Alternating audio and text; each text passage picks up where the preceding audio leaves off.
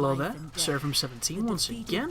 This is my Onimusha. Completely forgotten. Dawn of Dreams. Hard, no damage. This is mission 9. It's entitled Storming Azuchi, and it's also called a stage, so I don't know why I keep saying mission. I'm just kind of ingrained and addicted to the notion of missions, I guess. You'll notice we're using a new sword. This is a sword we picked up in the previous level. This is an incredibly powerful sword, but it comes at a price, and the price is it does not have a magic attack. Instead it has this really powerful and useful move for juggling and knocking people into the air. And the good thing about it is you can spam it because, you know, it doesn't take magic, but the bad news is it takes a long time to do, there's a lot of recovery, and it's not the most useful move. There are certain enemies in this game that are incredibly susceptible to being launched. And this Y move is one of those moves that will launch them, and if they are the enemies that can be launched, you can keep them on the ground indefinitely and kill them in a really cheesy way, which, don't get me wrong, I have no qualms against doing that. If it's a successful strategy, then I will show it. You know, I'm not here to show you mad combo crazy Onimusha, because I just can't do that. Instead, we're just going to get through this game using the criticals and having fun. Which, at the end of the day, it's meant to all be about fun, and as much as we all often forget that, I think this is a pretty fun run, and people seem to be enjoying it, and that's the most important part. But this is a test of valor. It's one of those where the stronger you are, the stronger your weapons are, the quicker this will be. I'm not the biggest fan of moments like this, because not only is it reusing a boss, which doesn't necessarily bother me, but it's reusing a boss that's not very fun to fight,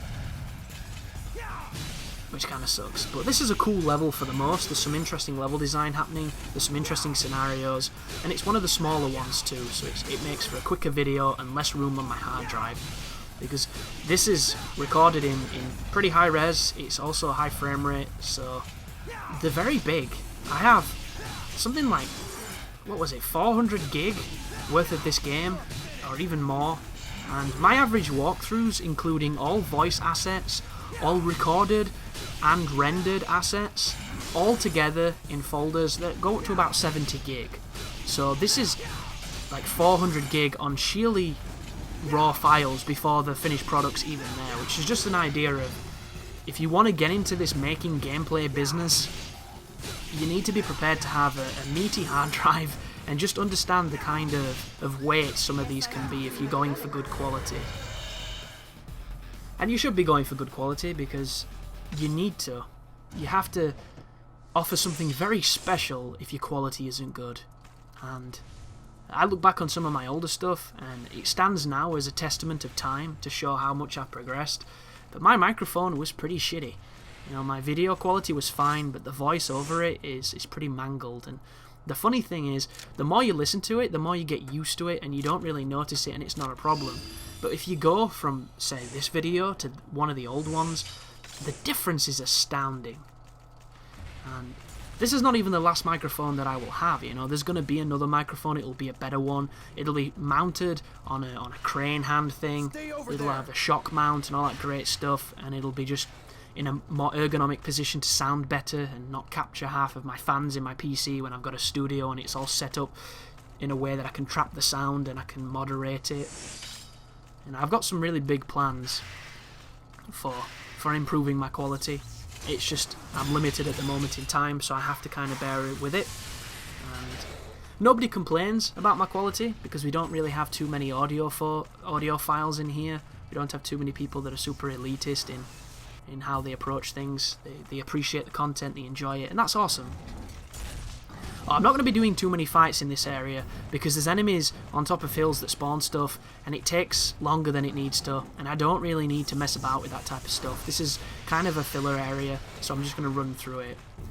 And you'll notice that Ohatsu's life is incredibly low.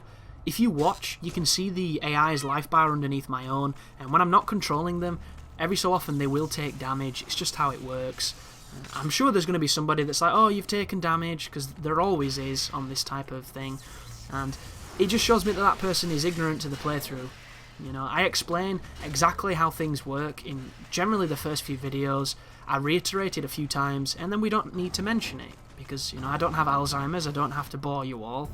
We just get on with it and we talk about other things.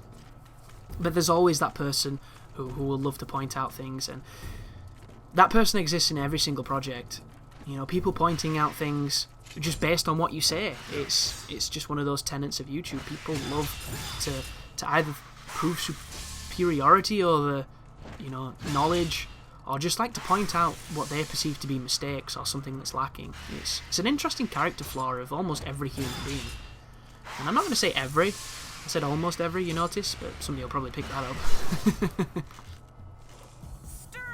Which is kind of funny, but I was talking about, you know, on the previous video, about how I pick my projects and what I choose.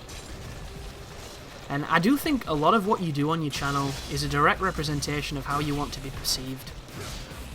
Because I know mine is, and almost everything that you see on this channel, guys, is designed. You know, it's been created to serve a function and a purpose, and there's an intent behind it. A lot of people don't realise that, which is interesting. And I get a lot of people, like recently I have a few different walkthroughs that have talked about the YouTube game. I've talked, you know, pulled the carpet back, broken the whichever wall you want to mention depending on whether you're in fiction, film or theatre. And I've gone into the stuff you don't see. I've talked about the things behind the curtain. You know, the darker things, the more politically minded things, the more bullshit, economical, boring things that some people love. If you're a YouTuber, you love listening to YouTube stuff. Like, maybe not everybody, but most people do. I know I do. Whenever somebody starts talking about their channel and starts talking about the stuff you just don't see, I find it fascinating because it's like you're part of a club of people who get it. Not everybody. You can never have everybody. It's like anything else. There is no consensus. There is only the illusion of agreement. But you feel like you're a band of folks that are all in a very similar situation. And I have aspirations at this point to kind of branch out and do projects with other channels. I want to try and do other channels to improve my networking and to just have a broader net of influence. And the only problem with something like this is you have to have a channel around your size. And I don't really see channels that I believe in around my size. They're generally the smaller channels, which is really frustrating because not only do I want those smaller channels to be bigger, but it's one of those things where, you know, not to offend anybody, but when you do the joint projects with a channel that is significantly smaller than your own, it's almost like you're doing it pro bono because you're not getting any real benefit from it, which it's a sad day when we look at everything on how it benefits ourselves, but there are certain, you know, there are certain occasions where you need to when it's to do with something like this. You know, I treat my YouTube like a business. A failing business with starry, dreamy eyes of what it could be if it worked, but a business nonetheless.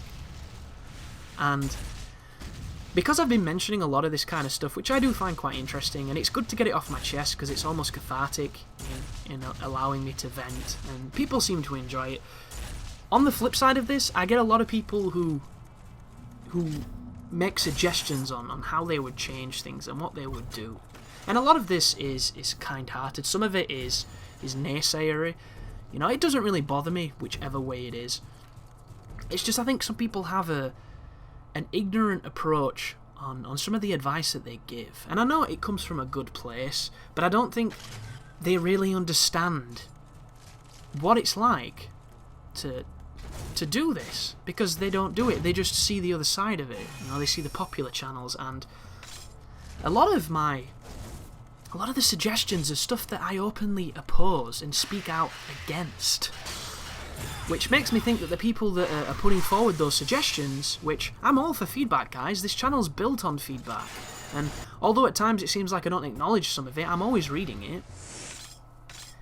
But some people, it's almost like they're unfamiliar with how the channel works, what the channel stands for. It's like they've never watched things. And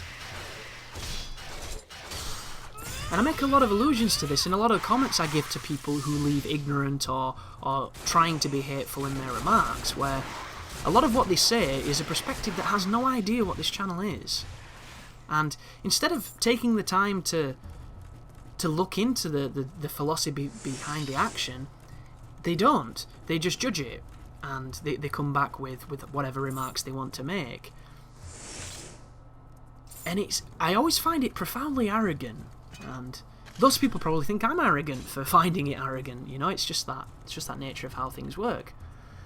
But how can you ever hope to understand a channel when you have almost nothing to do with it? You can't.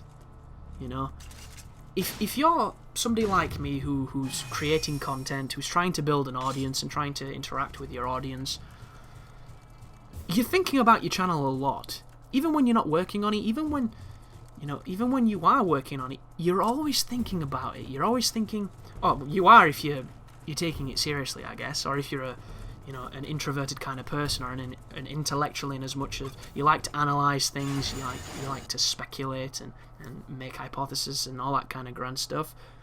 You're always thinking, and I always find it kind of funny that somebody could think that they've thought of something that I haven't, when I spend 24 hours a day in some corner of my mind thinking about things on my channel, what I could add to my channel, how I could change my channel. Everything is thought about. Everything is considered. Even the stuff that people recommend is considered, So when you do get those people who have watched one video and want to judge you mercilessly, it's almost impossible to take them seriously, even if they've got a good opinion, because they're saying things that you've thought about 1,000 times. And a lot of them can be things that you've already expressed you're unwilling to do for personal reasons. And I'm going to go a little bit further into this to elaborate more, because it is kind of vague. But that's the end of the first part of Storming Azuchi. Part 2 is going to be more of the same, and then a boss fight. It's a boss we've already fought, so he's not too bad. But thank you for watching, thank you for listening, and you take care now.